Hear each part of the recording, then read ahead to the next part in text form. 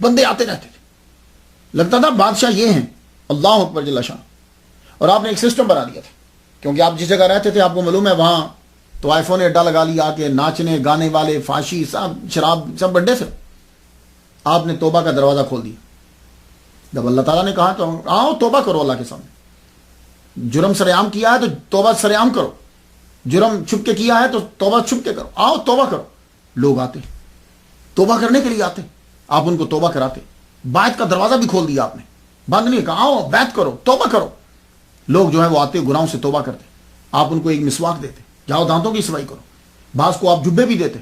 اب لوگ آپ کے پاس توبہ کے لیے آتے، اور جب ایک دفعہ توبہ کر جاتے تو پھر وہ گناہ کرتے ہوئے شرماتے کہ رسوائی ہوگی ہماری. اور غیاث پور جہاں آپ قیام فرما رہے ہیں وہاں تک آنے کے لیے رستے میں ذرا آپ سنتے جانا، ہمارے ہاں ولیوں کا کنسپٹ کچھ اور ہے.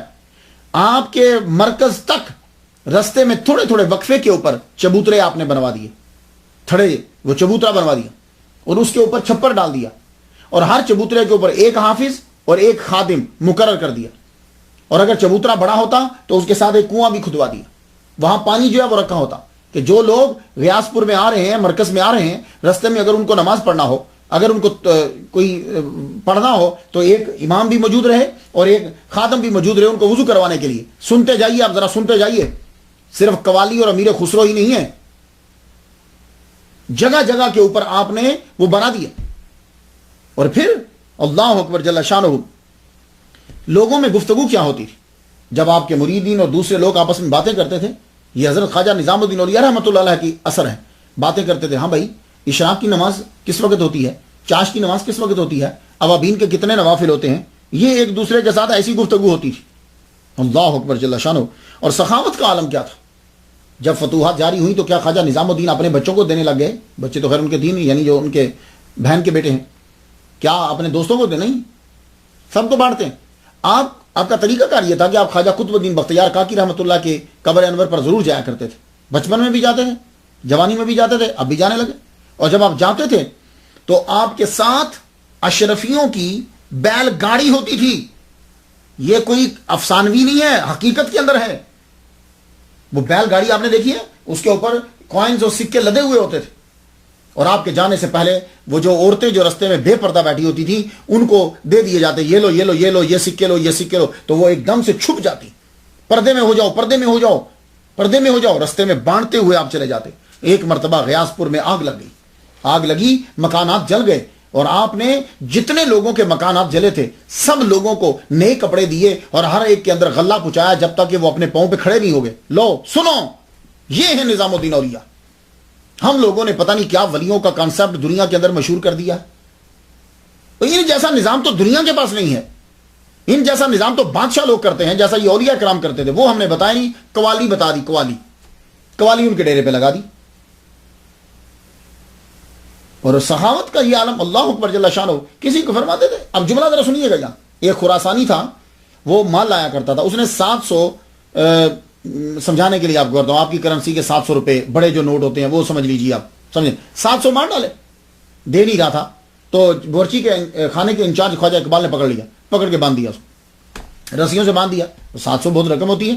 جب باندھ دیا اسے تو خواجہ نظام الدین محبوب اولیاء رحمۃ اللہ علیہ کا گزر ہوا وہاں سے، تو ان کو دیکھ کے چیخ پڑا اونچی آواز سے تاکہ میری جان چھوٹ جائے. آپ اس کے پاس گئے، کہنے لگے کیا ہوا؟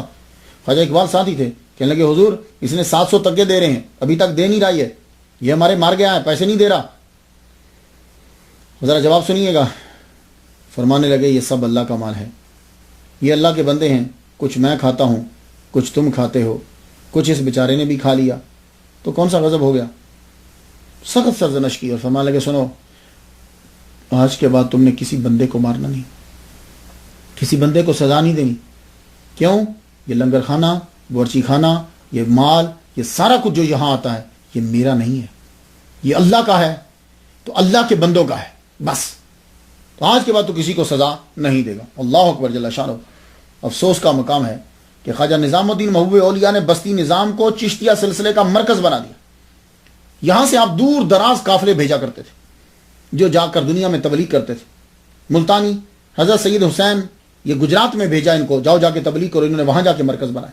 شیخ علامہ کمال الدین کو احمد آباد بھیجا، جاؤ جا کے وہاں مرکز بنایا انہوں نے. مولانا فخر الدین زرادی کو بنگال بھیجا، بنگال، بہار، جونپور میں جا کے انہوں نے مرکز بنائے۔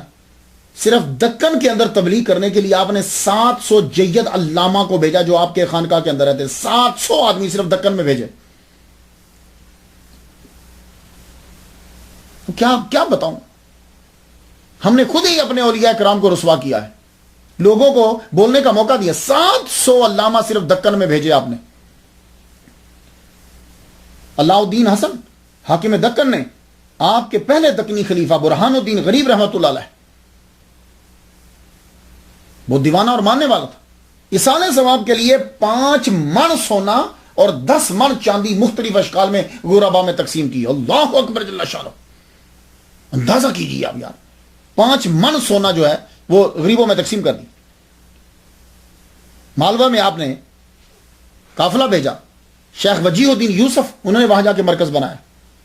پنجاب کے اندر قطب الدین منور کو بھیجا، یہ شیخ جمال الدین ہانسوی کی اولاد سے، آج کل یہ ہریانہ کے اندر آتا ہے علاقہ۔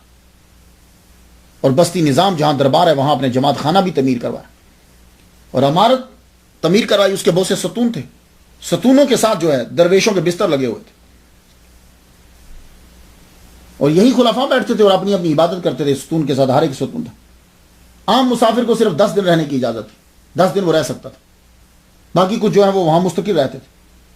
جماعت خانہ کھچا کھچ بھرا رہتا تھا، لوگ آتے جاتے، اور ایک توشہ خانہ بھی بنوا رکھا تھا جس میں مہمان جا کے چارپائیاں ان کے لیے بچھی ہوئی تھی، وہاں جا کے وہ رہتے تھے، بسترے تھے، رضائیاں تھیں۔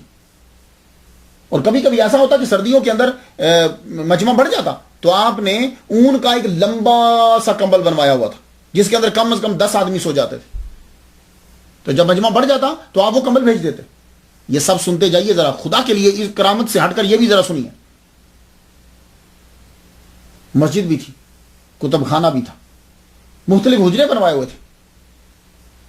ایک حجرہ ہے وہ صرف کھجوروں کے لیے، وہاں سب کھجوریں جمع ہوتی، ایک ہے اس میں اناج ہے، ایک حجرہ ہے اس میں صرف مسالہ بھرا ہوا ہے، بھاری بھاری چیزیں اور اناج منگوائے جاتے۔ اور معلوم ہے کہاں سے آتے؟ خواجہ نظام الدین کے لنگر خانے کا مال چلانے کے لیے، اللہ اکبر جل شانہ، سسٹم کو چلانے کے لیے افغانستان سے، خراسان سے تاجر جو ہے وہ مال لے کر آتے اور مال دیتے ان کو۔ اللہ اکبر جل شانہ، پوری دنیا ان کے در پہ کھاتی تھی۔ تو ہونا یہ چاہیے تھا کہ آج بھی یہ سلسلہ جاری ہوتا، یہاں سے مرکز بنتا اور یہاں سے قافلے نکلتے، لیکن ہوا